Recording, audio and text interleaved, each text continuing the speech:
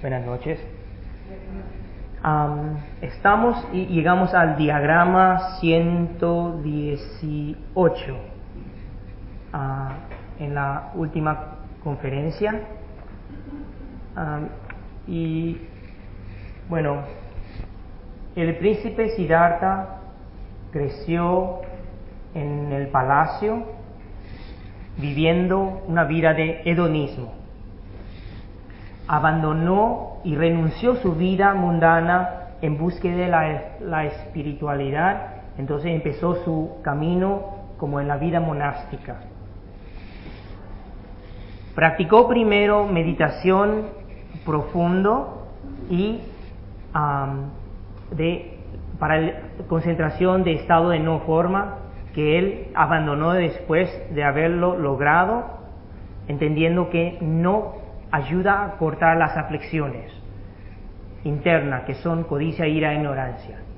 Y después practicó ascetismo por 6 años, tratando de encontrar el camino hacia esa iluminación perfecta. Y también lo abandonó entendiendo que sufrimiento no corta el sufrimiento. ¿Qué pasa? Ahora él decidió a volver porque se recordó de su práctica cuando era 5 años de edad bajo un árbol de jambu durante el festival de arado, donde él entró en primer jhana, un estado meditativo, y sintió la paz y tranquilidad. Entonces él va a descubrir y encontrar el camino por sí mismo. Sentado bajo un árbol de bodhi, entonces empezó su práctica de calmar la mente primero, que era diagrama 118, la cual me gustaría que usted lo leyera. Estos fantasmas distrajeron la mente de Siddhartha, tentándola a permanecer en los placeres del pasado, incluso despertando su deseo de volver al palacio real y disfrutar la vida sensual de antaño. Pero debido a la determinación de su voto, Siddhartha resistió estas tentaciones con un gran esfuerzo mental. Finalmente, tuvo éxito en dispersar completamente todos los pensamientos ilusorios que lo estaban perturbando. Su mente se volvió calma y tranquila, como agua de estanque en un día sin brisa. Él estaba en un profundo samadhi. Es decir, ya él entró en el estado meditativo adecuado para hacer la introspección. En meditación, cuando decimos la palabra meditación, se trata de 2 partes.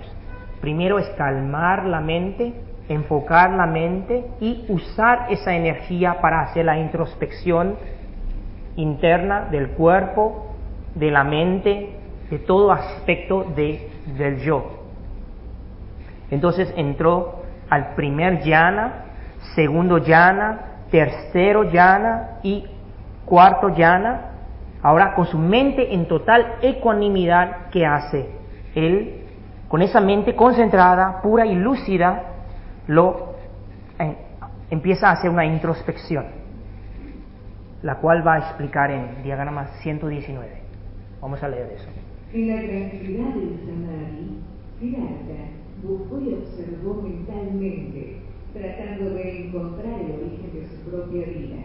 De tal modo, adquirió el poder de ser consciente de sus vidas pasadas, por Venibhasar Manusmriti. A través de una visión más profunda, también adquirió la visión divina, Vidyatapsus, el poder de ver todas las cosas y de conocer los futuros renacimientos de todos los seres. De este modo, se dio cuenta de que el incesante ciclo de muerte y renacimiento de todos los seres es solamente la manifestación del karma de cada uno de ellos. Eso es, los pensamientos y acciones de cada uno. Algunos podrían nacer en una mejor vida que la que disfrutaban en el presente, hallando todo tipo de felicidad, porque habían realizado buenas acciones. Otros, sin embargo, podrían nacer en peores condiciones que en el presente y sufrir mucho a causa de las malas acciones realizadas. Okay. Ahora entramos en el contenido de lo que uno realiza. Cuando hablamos de la iluminación, okay, hasta ahora la biografía del Buda, estuvimos hablando mucho de las actitudes correctas, de la forma de que un bodhisattva, cómo se comporta, ese príncipe, cómo practicó. Ahora estamos llegando al nivel, esta etapa de en que va a iluminarse. Ahora, ¿qué es el contenido de la iluminación? En general decimos que la perfecta iluminación se trata de la sabiduría y la compasión perfeccionada. Pero eso es es algo muy abstracto, que es la compasión y la sabiduría. Vamos a hablar ahora del contenido, de lo que uno tiene que lograr para entender qué es la compasión y lograr la sabiduría absoluta. La iluminación tiene que ver con las 4 nobles verdades. Es decir, uno tiene que entender y ver directamente, como una experiencia directa de la verdad universal, que es, primero, de las 4 nobles verdades, primero es, el mundo es imperfecto. El mundo, tanto afuera como el mundo interno, es imperfecto.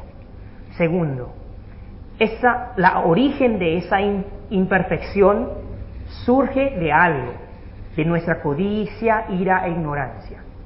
Tercera verdad es que hay una solución posible, que es el estado de total tranquilidad y felicidad, que es nirvana, un estado en que uno ya ha cortado, eliminado toda codicia, ira e ignorancia. Y en la cuarta verdad se llama el sendero para llegar a nirvana, es decir, la solución. Y muchas veces el sendero le damos un nombre a los, ¿cómo se dice? Noble octuple sendero. Vamos a empezar con el primero. El practicante, el Bodhisattva Siddhartha, ahora en estado de jhana, empieza a hacer una introspección de su vida, de su mundo y el mundo de todos los seres. Primero, él penetró y realizó primera de las 4 verdades, que entiende que el mundo es imperfecto. ¿En qué sentido? En estado meditativo uno puede ver la vida de uno mismo y vidas de uno mismo como una película. Eso se llama el poder, cuando uno ya logra el poder de ver todas las vidas anteriores. Imagine una persona, un practicante, que puede ver todos sus nacimientos anteriores, subida y bajada, ese proceso, cómo sube y cómo baja. Lo ve todo como una película. ¿Qué pasa? Va a haber ciertas reglas de cómo el universo y karma funcionan. ¿Y qué es lo que vio? Entendió que el universo, la fuerza del universo es la energía de compasión. Todo lo que va en contra de la compasión va a traer ¿qué? Sufrimiento. Es decir, cualquier pensamiento, cualquier palabra, cualquier acción corporal que uno hace y daña a otros y efectúa un cambio negativo en el otro, va a traer sufrimiento. Eso es lo que él vio de su propia vida o sus vidas anteriores. Él vio una película larguísima de todas sus vidas anteriores, y después, con el poder de ver vidas anteriores de todos los seres, vio las vidas de todos los seres, todos subiendo y hundiendo de acuerdo con las acciones positivas o negativas hechas. La introspección profunda antes de la iluminación se trata de esto. Imagine tener una vista panorámica del tránsito. ¿Entienden?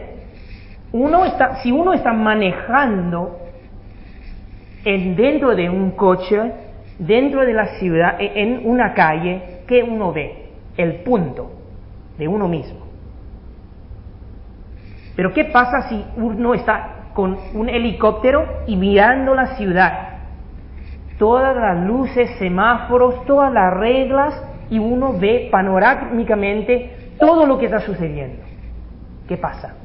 Uno entiende la regla. Cuando uno entiende la regla y lo ve directamente, ¿qué pasa? Ya sabe, no quiere más multas, no quiere más que le saquen su licencia. Ya entiende la regla y sabe cómo funcionar. Y así es. El que se ilumina y quiere llegar a la iluminación perfecta, ¿qué tiene que hacer? Entender todo lo que es su jornada, esa conciencia de tantas vidas, y después a través de introspección de sí mismo y también ver todos los seres, ¿qué pasa? Ahí llega a una iluminación perfecta. Okay. Recuérdense, todo lo que es compasivo es de acuerdo con el universo, la verdad universal. Todas las acciones mentales, corporales y verbales que van en contra de esa compasión, nosotros tenemos que asumir la responsabilidad y sufrir por eso. Simplemente así. Ahora, él, en estado meditativo, pudo ver todo. ¿Quiénes se recuerdan del clip que yo le mostré de tejido temporoespacial? ¿Quiénes estaban aquí? ¿Quiénes no lo vieron? Ok. Bueno, en vez de verlo de nuevo, le voy a explicar un poco. Einstein habló del mundo físico como diferentes tejidos, dimensiones de tiempo y espacio. Y él llama a un plano, lo llama tejido o espacio temporal o temporoespacial. Bueno, cada uno de nosotros tenemos masa. Entonces nuestra existencia, nosotros hundimos cada uno en su propio modo, tanto como sol, en ese tejido. ¿Qué pasa cuando la masa ya no tiene ya no exige una presión en ese tejido? Uno trasciende ese tejido. Entonces, en el plano metafísico hay 3 axis, no 2. No es tiempo y espacio, sino tiempo, espacio y espiritual.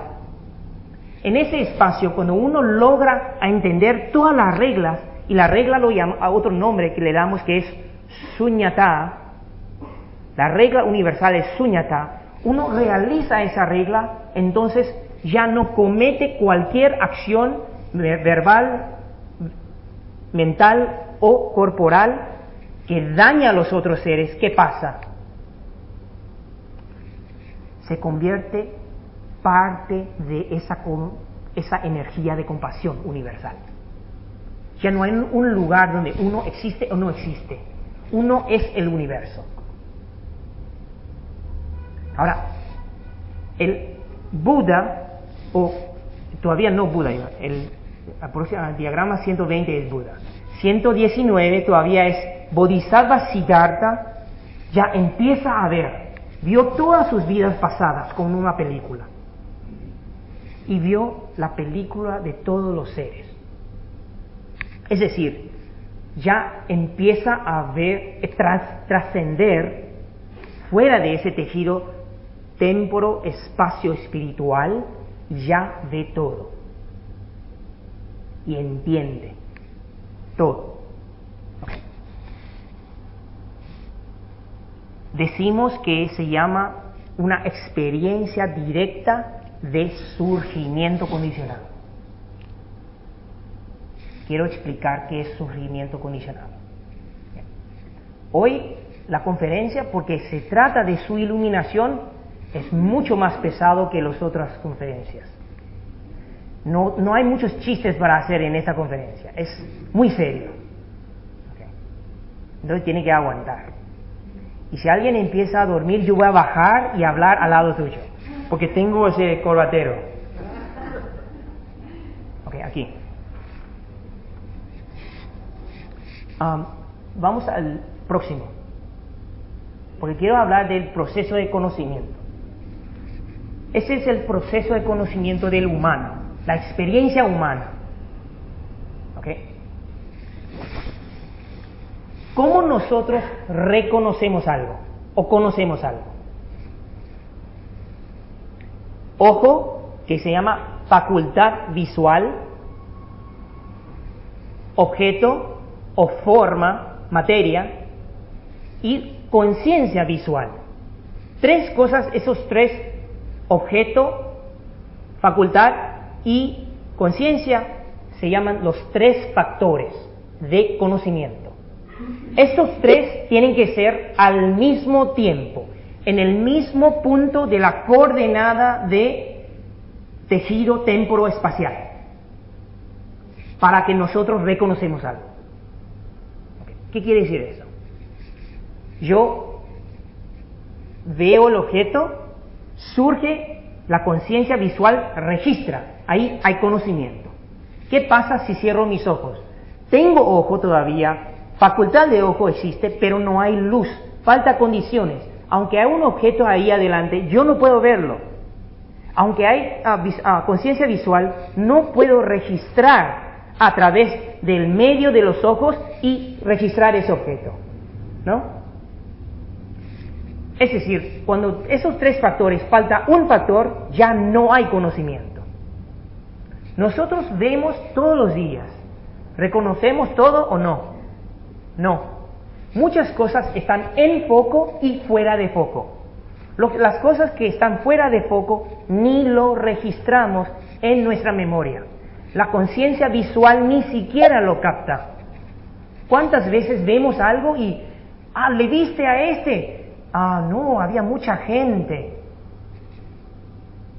Es decir, no es suficiente que solo el ojo y objeto estén en la misma línea. Necesita surgir, ¿qué? Conciencia visual. Okay. Eso es como nosotros reconocemos o conocemos algo. Ahora, ¿qué pasa cuando conocemos algo? ¿Qué nos surge en nuestra mente? Sensación. Esa sensación, percepción y evolución son las partes psicológicas del humano. Uno, cuando hay tres factores, surgen y llamamos contacto. Hay contacto. Después de ese contacto, ¿qué surge? Sensación de gusto, disgusto o neutro. Es decir, me gusta, no me gusta, indiferente. Y después hacemos una búsqueda en nuestra memoria tratando de ver si esa experiencia es nueva o vieja. Eso se llama percepción. Y después de todo eso, uno decide. La volición es, ¿qué quiero hacer? ¿Quiero comerlo? ¿Quiero agarrarlo? ¿Quiero rechazarlo? ¿No me gusta? ¿Qué quiero hacer? Esto es, cada pensamiento es así. Ahora, vaya al anterior, donde hay este. Es decir, ojo, forma, que ojo corresponde con forma y conciencia visual. Oído, sonido y conciencia auditiva. Nariz, olor, conciencia gustativa, olfativa. Lengua, sabor, conciencia gustativa. 3, ¿no? Y cuerpo, tacto, conciencia táctil. El ojo no puede escuchar. oído no puede ver, la lengua no puede ver o escuchar. Ese es el proceso de conocimiento de un humano. Ahora, volviendo a ese, ¿qué pasa cuando nosotros, por ignorancia, creemos que algo que acaba de surgir en esa coordenada de tejido temporofacial, una experiencia que ya se fue y creemos que fue real? Surge la ignorancia. ¿Qué quiere decir eso? Voy a usar el típico ejemplo del chocolate. Chocolate lo comiste. Chocolate es el objeto que tiene sabor. Tienes tu facultad gustativa, tu lengua. Lo comes y surge conciencia gustativa. 3 factores existen: contacto surge y sensación surge. Me gusta. Y eso es que, ¿a qué hace uno? Es rico, es bueno, lo comí anteriormente, es real. Se apega al gusto de esta cosa, creyendo que hay una realidad en esa experiencia que ya pasó. La pregunta ¿es posible o no recordar una experiencia tal como es, no más, no menos de algo? ¿Es posible o no? No es posible. Y por eso siempre el primer amor es el más dulce. Uno pasa la vida entera tratando de reproducir el primer amor, que cree que hay una existencia real, pero no existe tal cosa. La ignorancia de pensar que una cosa existe realmente es lo que nos hace sufrir. Cuando uno entiende la impermanencia de todas las experiencias, entonces uno empieza a sufrir menos. Uno come chocolate, me gusta, pero ya está. La experiencia pasó, está en el pasado. Uno no se apega a ese gusto, porque cuando uno se apega al gusto, y lo más que apega, y ese apego puede llegar a ser ¿qué? Obsesión. Y así nos engordamos. La mente de un liberado que no tiene codicia, ira e ignorancia es que no ve algo eterno o nihilista. Siempre entiende tal como es en el sendero medio de las cosas. Todas las experiencias son particulares, especiales, y una vez vivido ya se fue. No hay sentido apegarse o rechazarlo, ya se fue. Lo único que uno tiene control es cómo surgir el próximo pensamiento con sabiduría, entendiendo la impermanencia de algo, entendiendo la carencia de sustancialidad de una experiencia. Eso es lo que un iluminado entiende.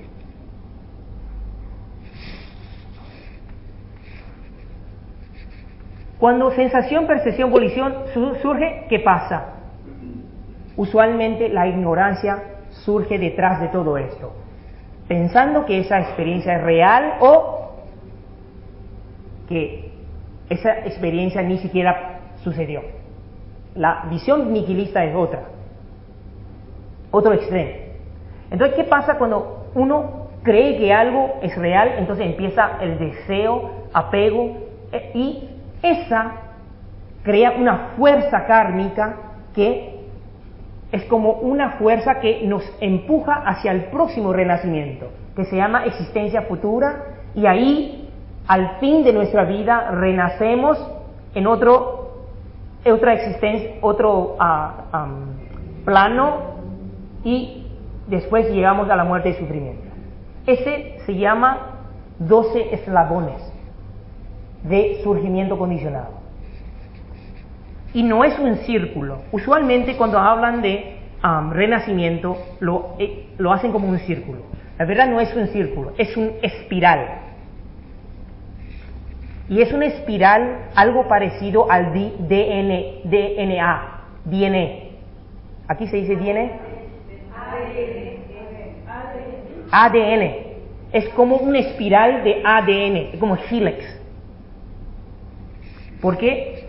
Porque cada pensamiento, cada experiencia alimenta a cada eslabón.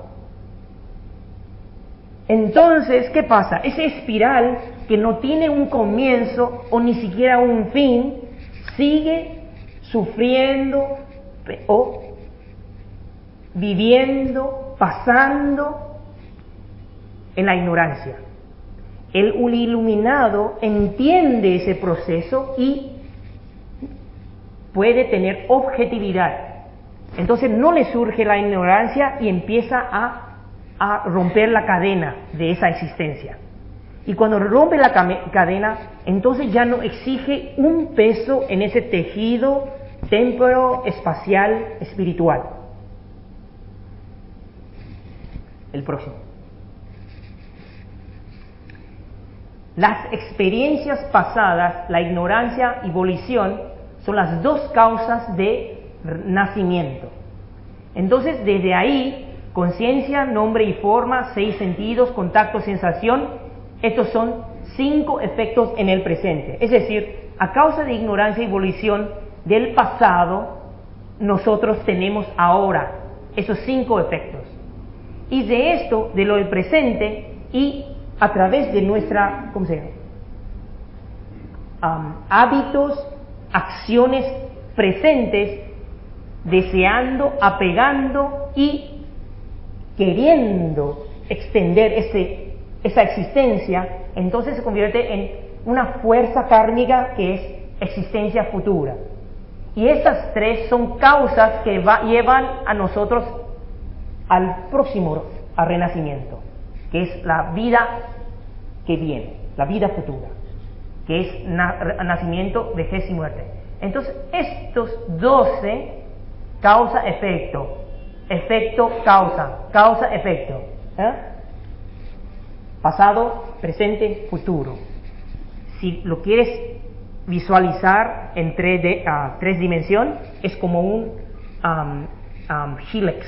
helio, ¿eh? Helix, hélice, es como un hélice. ¿Y por qué decimos sin comienzo y sin fin?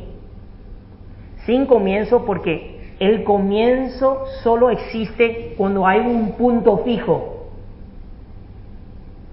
En el tejido temporo espacial espiritual no hay un punto fijo.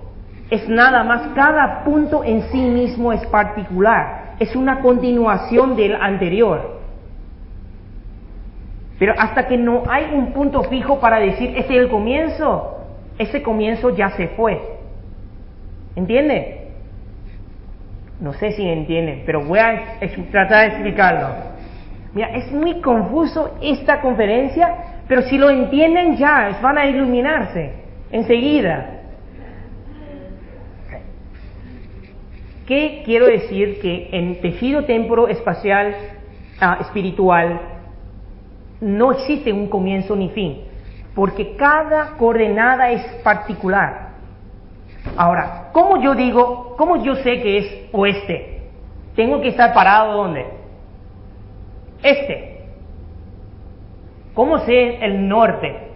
Tengo que saber, hay un punto fijo que ya se llama sur. Si uno está parado en sur y dice ese es norte, pero se cambia y se para en norte, entonces ¿qué pasa con el otro punto? Se cambia también. Eso es, bueno, estoy hablando de teoría de relatividad. Todo lo relativo es dual. Todo dual es convencional. Todo convencional no tiene una realidad absoluta. Pero cuando uno entiende y no se mete mentalmente, su mente o sus acciones en lo dual, entonces empieza a ver y tener sabor de absoluto.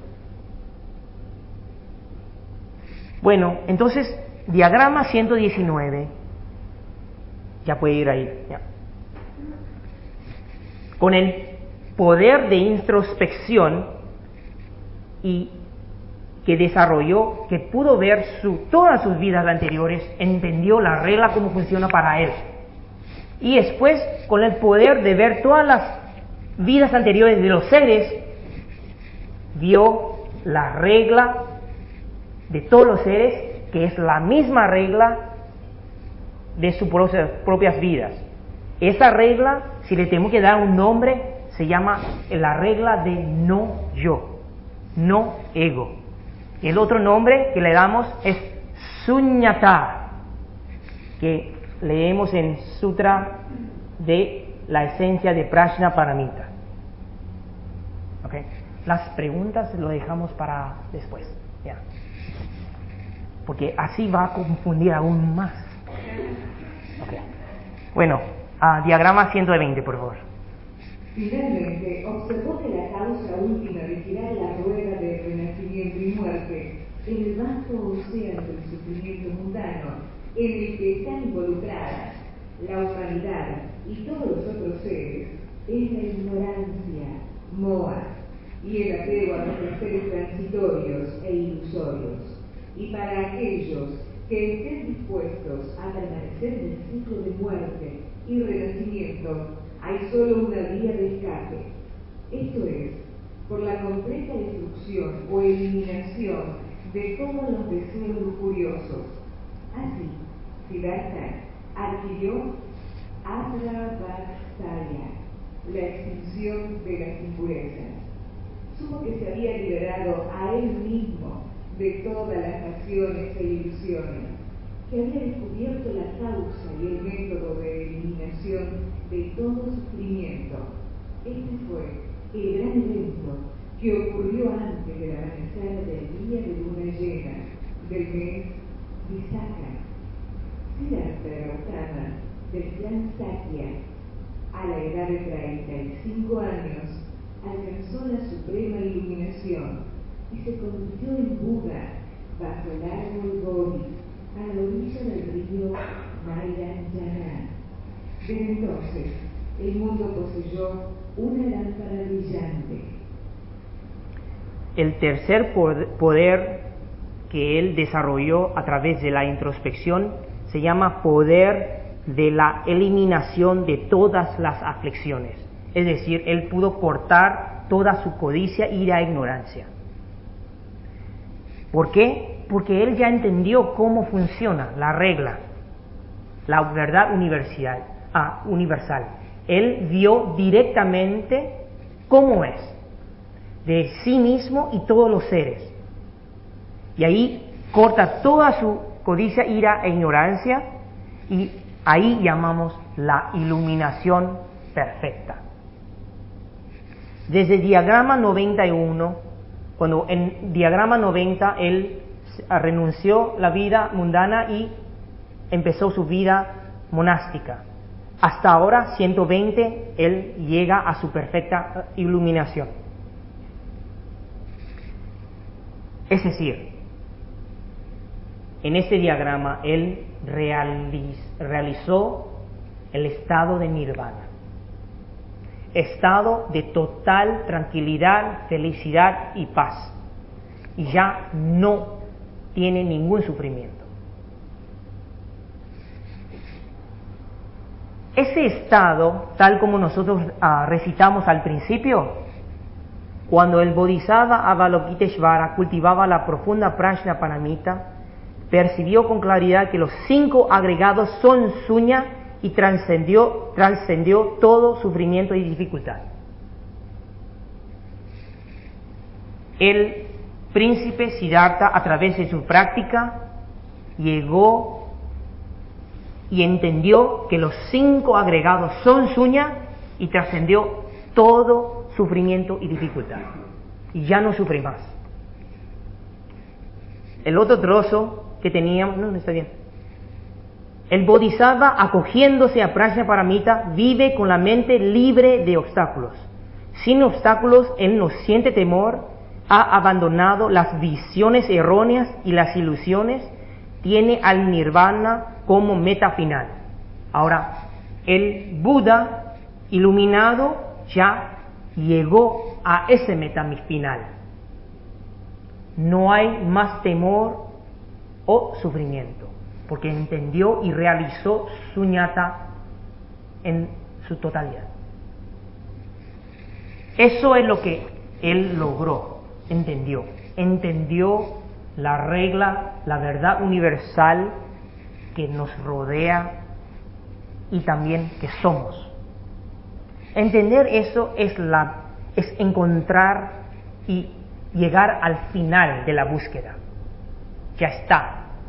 Ve todas las cosas de acuerdo con la regla y tal como es. Y con ecuanimidad. Y no sufre.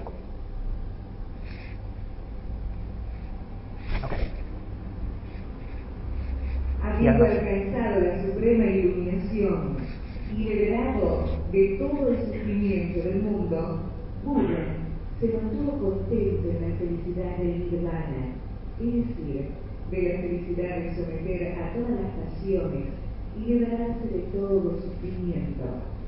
Más tarde, un brahmana se acercó a él bajo una higuera, lo saludó con cortesía y le preguntó: Gautama, para ser un verdadero brahmana y una noble persona, ¿qué tipo de moral debe uno tener?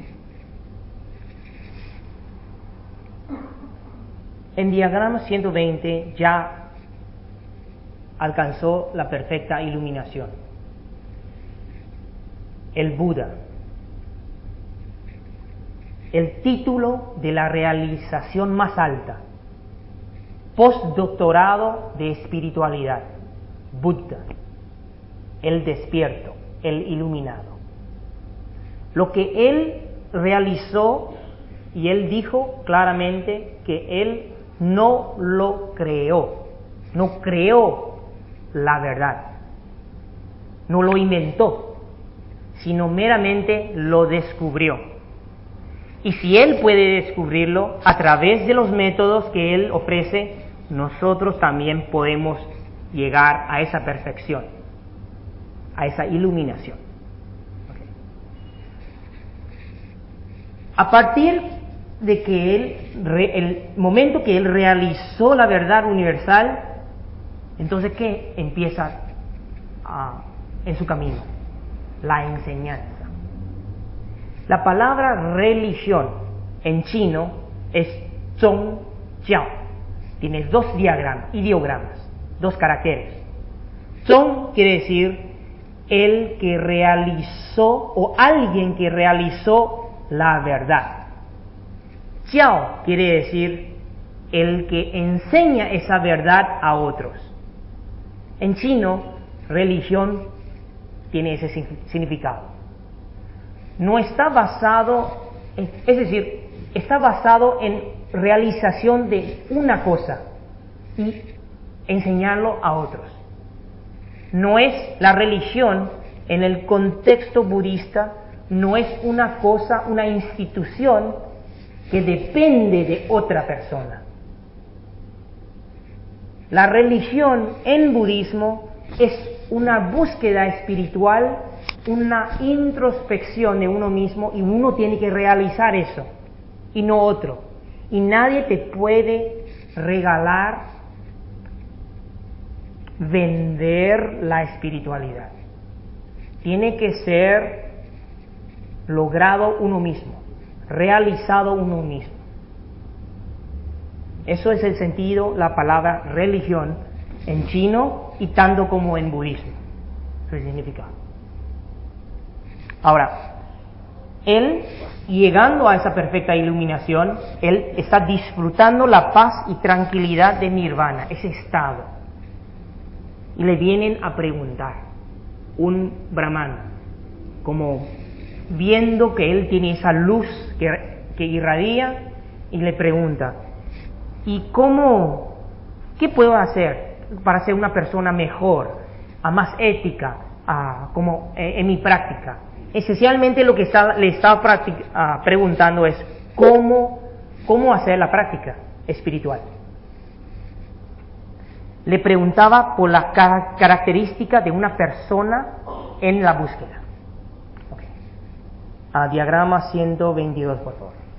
Buda no prestó atención a la rudeza de haber sido llamado por su nombre, en vez de haber sido por el título de Buda o Bhagavan, pero le contestó directamente: un verdadero banana debe abandonar toda maldad, renunciar a la soberbia, ser prudente y limpio, continuar extendiendo el aprendizaje y practicar una vida pura. Él debe diferenciarse de la gente común en su conducta y merecerse llamado un brahmana. El brahmana murmuró hacia sus adentros al irse: este brahmana, Gautama, realmente ve a través de mi mente. Este brahmana, Gautama, realmente ve a través de mi mente.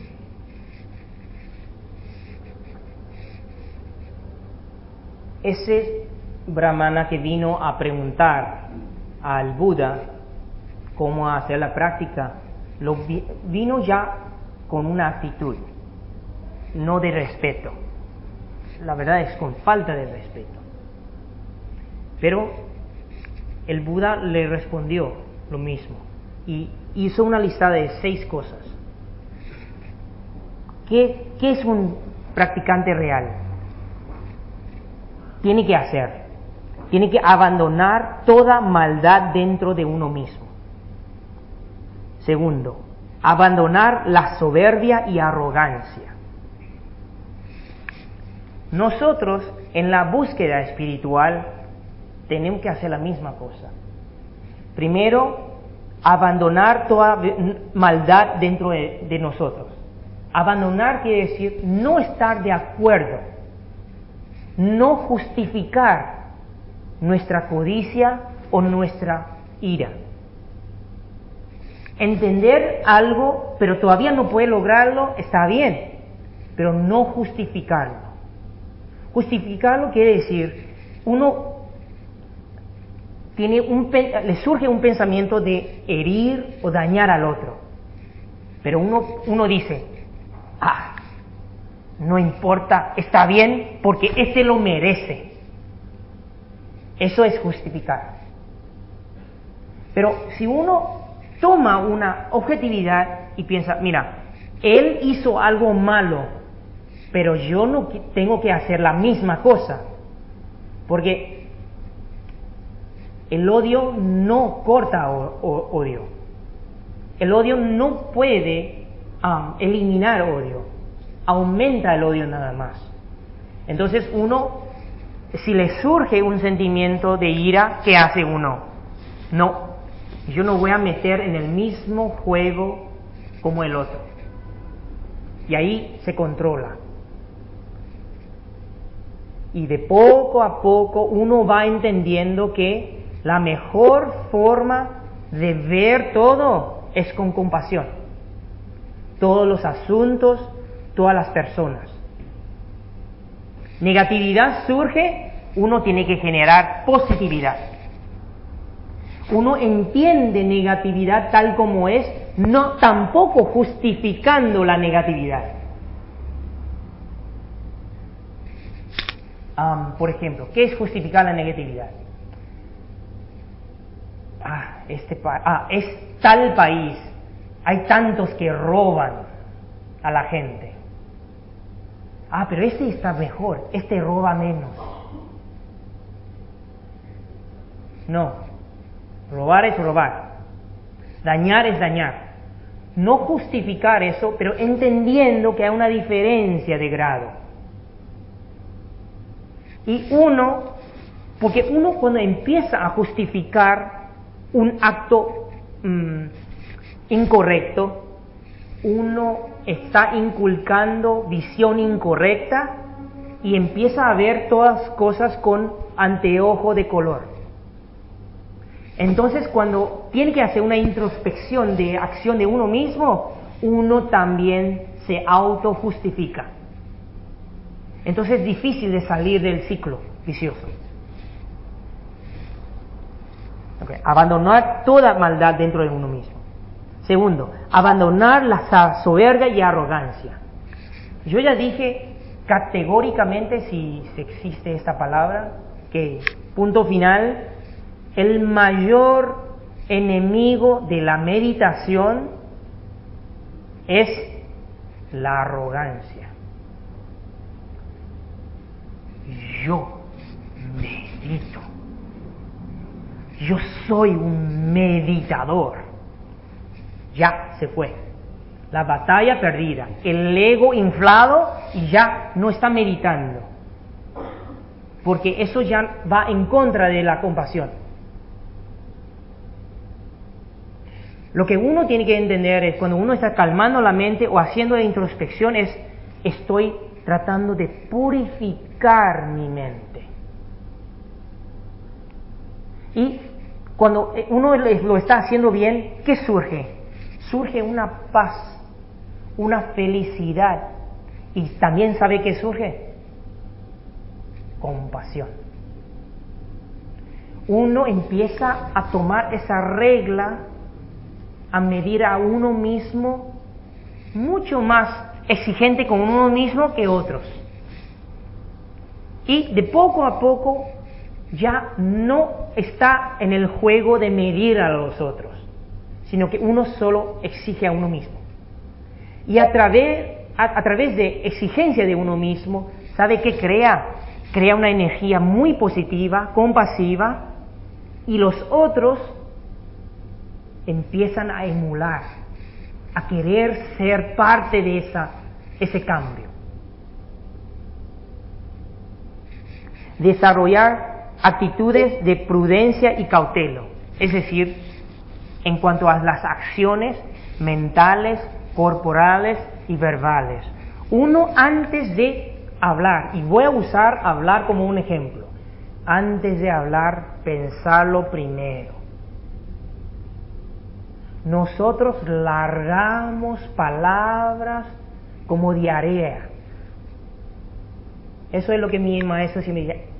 Ahora la gente habla demasiado. A veces no hay un punto importante ahí. Antes de hablar, pensarlo y después decirlo. Antes de hablar, pensar si esa palabra puede ayudar al otro o no. Puede dañar al otro o no. Y ahí está el cautelo. Ahí es la prudencia. Aunque sea algo duro que tiene que decir al otro, dígalo con compasión. La intención primero tiene que chequear, tiene que ser compasivo. El método de acuerdo con lo que corresponde a la persona que estás hablando. Entonces uno hace el ajuste. Hay personas que no entienden nada cuando les hablas bien suavecito. No, eso está incorrecto, no debes hacer eso. No entiende. Pero cuando dice, está incorrecto,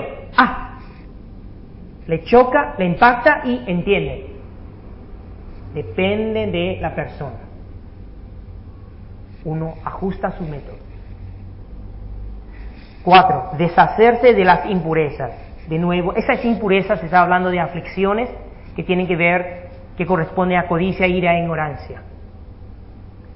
Aprender incesantemente. Lo traduje directamente del chino. Es decir, uno nunca para de aprender. Uno trata de escuchar, leer, seguir investigando cómo hacer una persona mejor. La búsqueda no para hasta que llega al fin, a la iluminación perfecta. Y último, practicar la vida pura, es decir, llevar una vida ética, es decir, poner todo lo que uno ha aprendido, todos los criterios de ser compasivo y ponerlo en práctica, manifestarlo en vida diaria. No solo entenderlo o hablarlo, sino actuarlo. Ahora son 8:35, vamos a abrir para preguntas. Seguramente hay muchas preguntas hoy. Sí, usted. Si todavía recuerda esa pregunta que... Sí, bueno. Por lo que estaba, la pregunta me surgió por lo que estaba diciendo en base a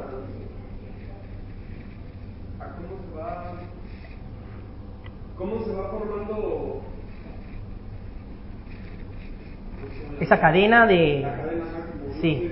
Como principio, bueno, no principio, lo que no tiene principio ni fin. Espiral, ya. La espiral. O sea, digamos que mi duda es esta: yo termino mi vida aquí y no dejo de ser el mismo, entonces esa energía siempre es permanente. O sea, no sé cómo explicarlo tal vez. No, bueno, si vamos, tengo que explicarlo teóricamente como una energía, la conciencia. Okay, vamos a usar la palabra conciencia y no usar la palabra alma. Y hay una diferencia. ¿Sabe qué es alma? Alma, por definición, es algo permanente, concreto, que alguien o un personaje ha creado que es real, concreto, no cambia. Y por eso, por esa creencia de ese alma no tiene futuro. Sí, si es alma permanente, ¿qué están haciendo aquí? Vuelven a su casa, disfrútense, no hay caso, no hay cambios. Todo es prearreglado, predestinado. Alguien ya te escribió el guión y ya está. ¿Qué estamos haciendo aquí? ¿Para qué estoy enseñando? Si todo es ya arreglado. Si voy a iluminar durmiendo. ¿Me entiende? La permanencia es lo que va yendo en contra de la verdad universal. La creencia de una permanencia. El alma es entendido como una entidad que no cambia. Alguien así lo creó y ya está, y ahí está. Está a la voluntad del que lo creó. Juego terminado. Ni siquiera empezó. Al empezar ese juego de creación, ya se terminó el juego. Pero si no hay alma concreta y permanente, y hay conciencia, energía mental, verbal, corporal, que tiene una trayectoria, sea buena o mala, entonces puede cambiar su vector. Y cambiar el vector es cambiar la fuerza kármica. Entonces, la conciencia. Hay un ejemplo en Sutra budista. ¿Qué es la conciencia? Okay. Tenemos, ¿cómo se llama? Match. Fósforo. Fósforo 1. Está, ¿cómo se dice? Quemando. Está llegando a su fin, ¿no? Está llegando a su fin. ¿Y qué usualmente hacemos?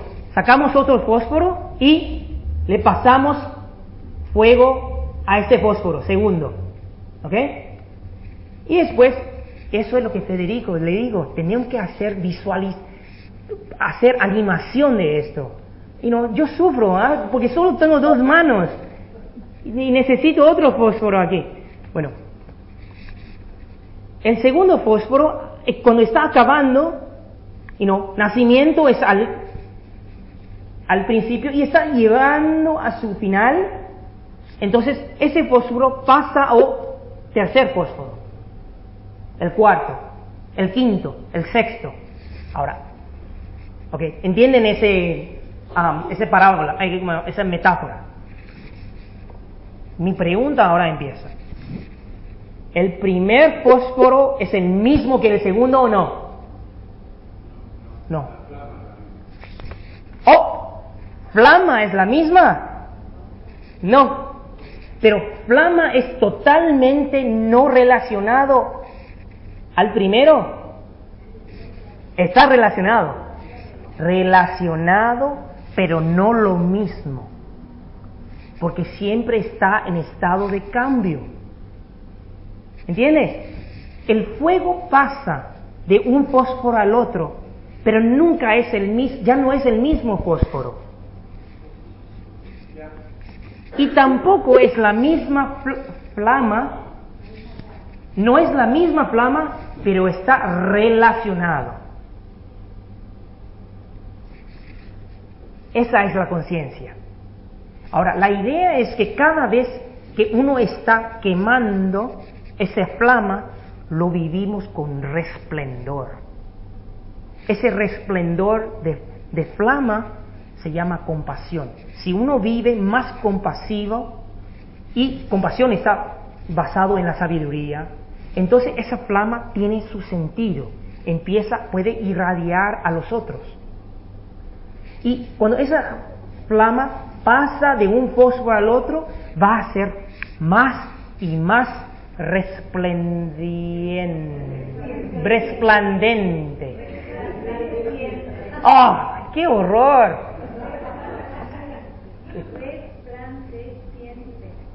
El resplendor es más grande. Entonces, cada vez más grande. ¿Y qué pasa en Nirvana? Cuando ese flama ya es nada más que una luz que irradia el universo, ya no necesita el fósforo. ¿Entiende? Esa es la perfecta iluminación. No es nada temoroso. Oh, pero ¿qué pasa si llego a Buddhidad y ya no existo? Bueno, no te preocupes. Teniendo ese miedo nunca te vas a iluminar. ¿Ah? Obvio, ¿no? Entonces uno cuando no tiene el miedo de no existencia y está más preocupado del sufrimiento de los otros, esa luz empieza a tomar una fuerza increíble que no está dependiente del fósforo ya. Y hasta que es una luz que permea y es universal. Llamarlo no presencia o llamarlo omnipresente, pero es lo que es, estado de nirvana. Según sutras en Mahayana, dice, cada rayo de luz representa a un Buda o un Bodhisattva. ¿Qué quiere decir eso? ¿Cuántos rayos de luz tenemos todos los días? Impresionante, ¿no? Sol sale y cuánta luz. Es decir, nosotros somos la minoría. Los seres de ignorancia somos de la minoría, no somos la mayoría. Donde hay luz, habrá iluminados. Eso es la actitud optimista, positiva de la práctica que conocemos como budista. Ok, ya. ¿Otra pregunta? ¿Otra persona? Ahora ya saben todo como requisito de la iluminación, eso ya es fácil, ¿no? Ya, tenemos todo arreglado. Solo queda practicar y llegar a la iluminación. ¿No? ¿Tienen confianza? Sí, tengo confianza. ¿Tienen confianza? Sí. Eso no es confianza. Tengo confianza. ¿Tienen confianza? Tengo confianza. Okay. No, ¿alguien les quiere preguntar ahí atrás? Ok, bueno, dale el micrófono.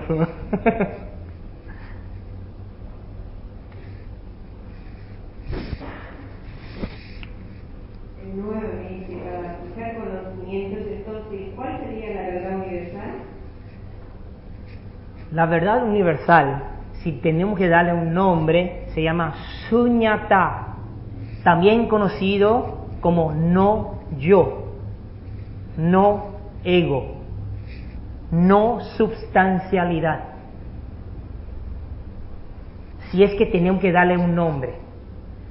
Pero como todas las experiencias espirituales, dándole nombre ya está equivocado. Es decir, por convención le damos un nombre para poder explicar su contenido, nada más. Okay. Ya, y entonces, ¿cuál sería la regla para no sufrir? Uno tiene que entender que todas las experiencias de nuestro conocimiento son impermanentes. No tiene una realidad absoluta. Es una percepción a través de nuestra codicia, ira e ignorancia.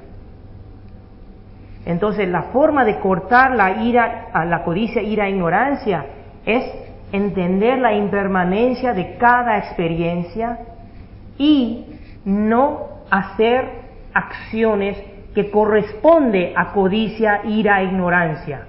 Entonces, eso empieza el proceso de la purificación. Uno va transformando la codicia, ira e ignorancia ¿a qué? A sabiduría y compasión, a la compaduría. Recuérdense, codicia, ira e ignorancia no se corta así, se transforma, porque es nada más que una energía. Pensar el mismo deseo de querer matar a una persona puede ser transformado a otro deseo de querer ser una mejor persona y proteger al otro. La práctica no es cortar. Y le doy un ejemplo. Hay personas que practican así. Ya sé que no tengo que tener codicia, ira e ignorancia. Voy a parar de pensar. No pienso, no codicio. No pienso, no enojo. No pienso, no me surge la ignorancia. Entonces entran en la mentalidad de si hago más, pienso más, erro más. Si hago menos, pienso menos, erro menos. Si no hago nada, pienso en la nada y no erro nada. Eso es la ignorancia más grande que el que hace, conscientemente el mal.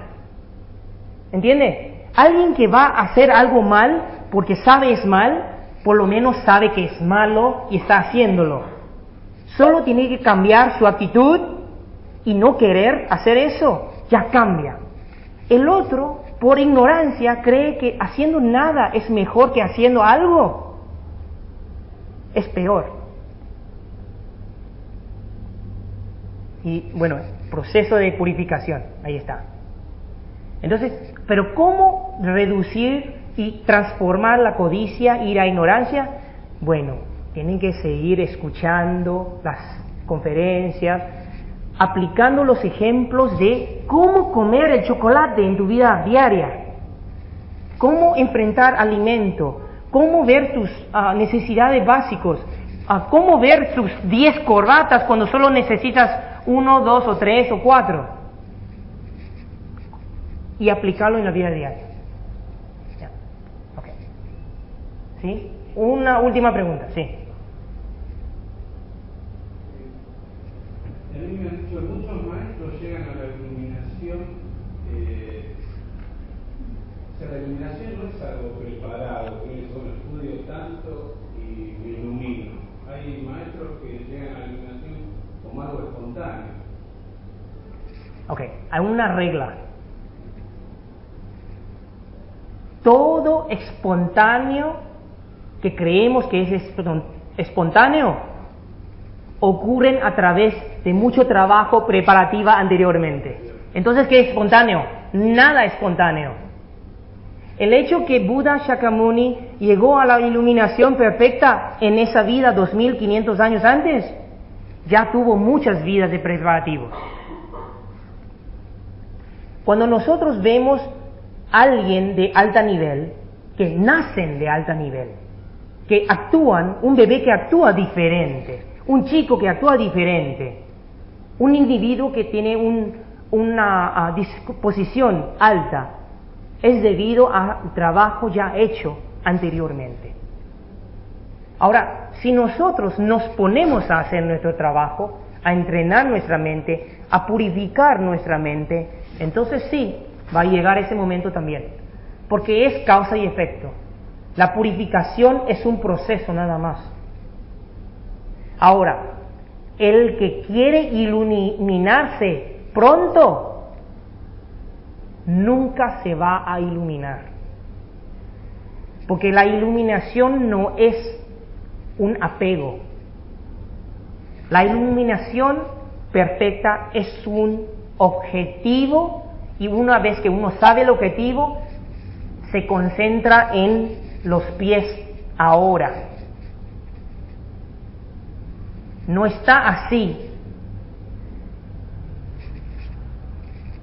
Dando un ejemplo, último ejemplo, conozco personas que leen textos budistas. El Buda dice, si una persona practica anapanasati, meditación, ¿okay?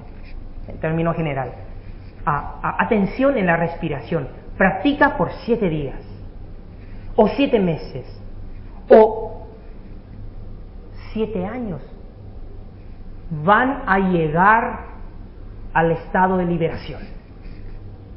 Y bueno, yo conozco personas, leen esto y yo, bueno, yo me dedico 7 años. 7 años llega, no se ha iluminado. Entonces dicen, no funciona.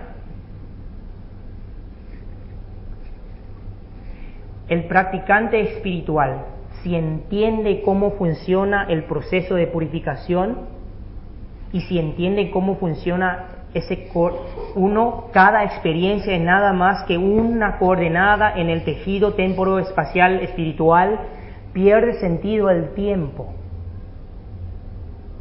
Es decir, la práctica continúa hasta que llegue. Ahí ya está. Y si otra persona está en un nivel plano más elevado de conciencia, regocijamos y nos sentimos celos de eso. ¿Por qué puede meditar mejor? ¿Por qué ese no se enoja? Me da cosa verlo no enojar. No, tenemos que regocijar en la buena práctica de los otros. Y así nosotros nos preparamos para tener nuestra práctica más alta o elevar nuestra práctica. Pero uno no tiene sentido del tiempo en ese camino, en ese sendero de espiritualidad. Bueno, ya. Vamos a cantar ahora el Sutra del Corazón en chino. Seguimos la fonética.